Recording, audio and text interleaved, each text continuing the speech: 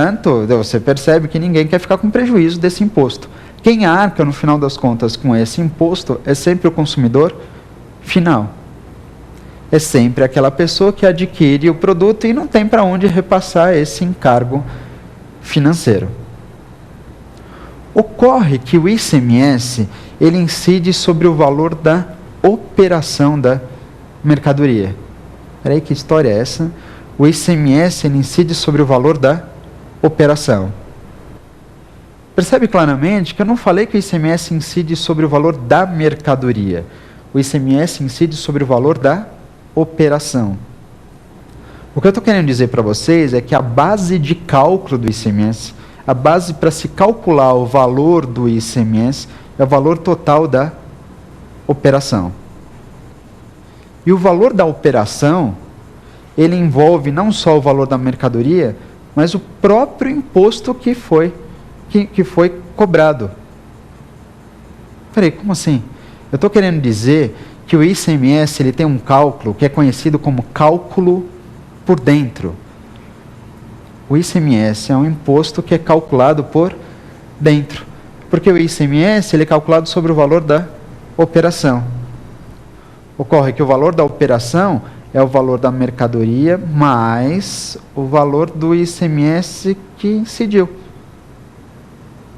Ou seja, você paga ICMS sobre ICMS.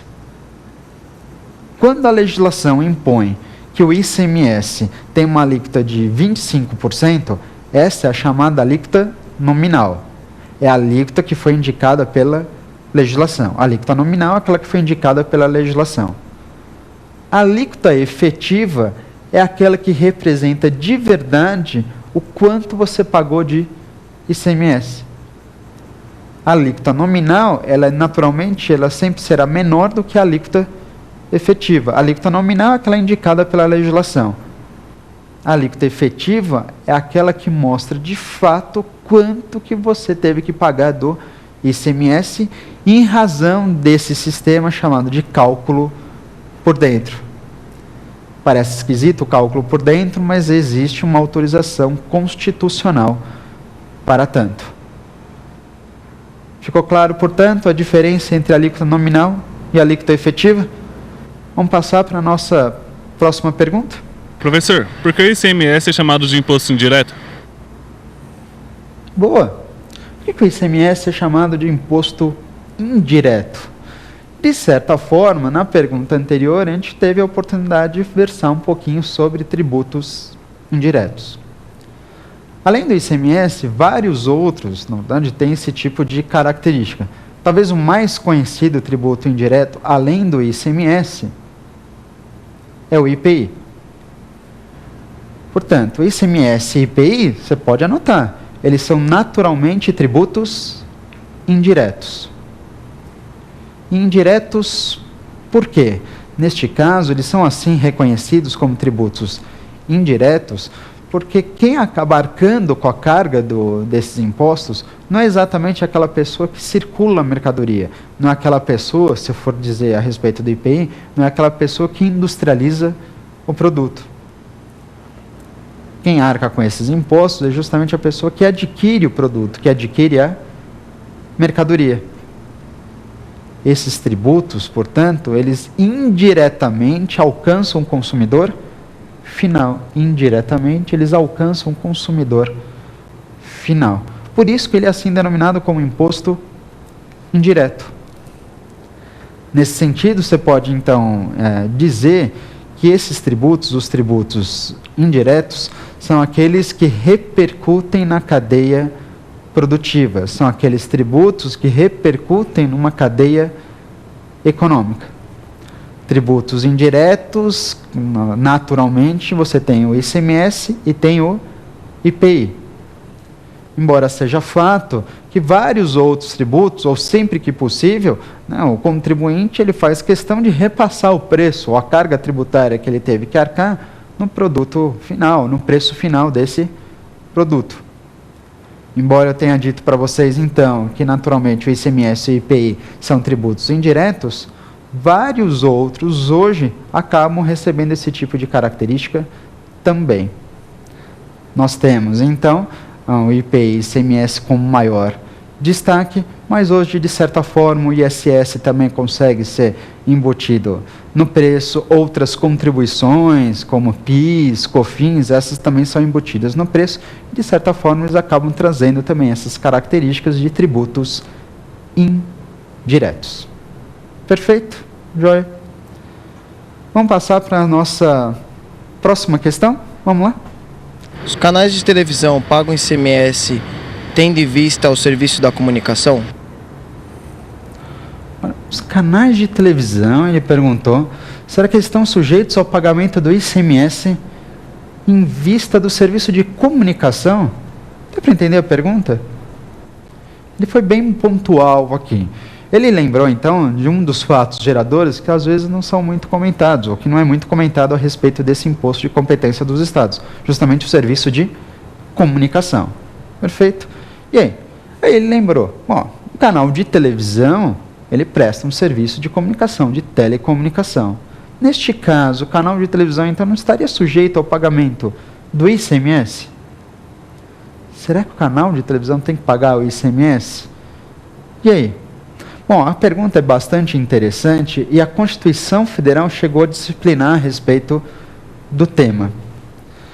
Para ser mais exato, nós tivemos uma emenda constitucional, a de número 42 do ano de 2003, que foi publicada no dia 19 de dezembro do ano de 2003, que foi inclusive conhecida como mini-reforma tributária.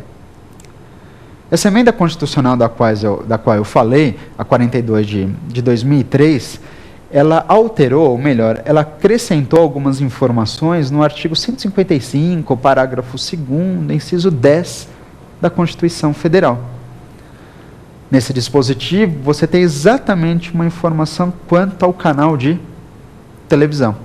Lá, a Constituição Federal deixa bem claro que os canais de radiodifusão sonora ou de sons e imagens que forem de recepção livre e gratuita, os canais de radiodifusão sonora ou de sons e imagens que forem de recepção livre e gratuita estarão imunes à incidência do ICMS.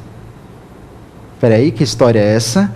Eu estou dizendo que os canais de rádio e TV que sejam de recepção livre e gratuita não estão sujeitos ao pagamento do ICMS. Portanto, você já percebeu algo bem interessante aqui. Então, a necessidade, ou o requisito básico para que um canal não tenha que pagar o ICMS é que a sua recepção, a recepção desse canal, ela seja o quê? A recepção, ela seja livre e gratuita. Portanto, você pode concluir que canais de TV aberta, por exemplo, estão imunes à incidência do ICMS.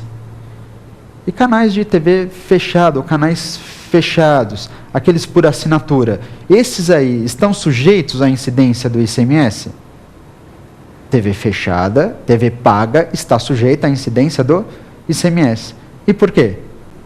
Porque neste caso, a recepção não é livre, muito menos gratuita. E se a recepção não é livre nem gratuita, neste caso a Constituição Federal não oferece o benefício da não incidência do ICMS.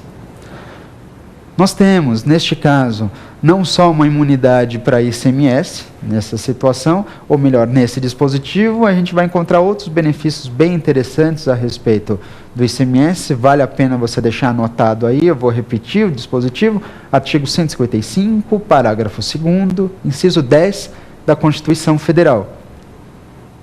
É um dispositivo que trata de regras de não incidência do ICMS, que são específicas para o ICMS. Aproveitando para fechar o tema, neste caso de televisão, que como eu falei, serve também para a rádio, essa imunidade é só do ICMS. Isso não significa dizer, portanto, que um canal de TV aberta está livre, por exemplo, do pagamento do imposto de renda. Por quê? Ora, é simples. Pensa bem. Bom, eu falei que não paga ICMS, mas um canal de TV aberta, ele não tem lá os seus anúncios publicitários? sem dúvida nenhuma. E com esses anúncios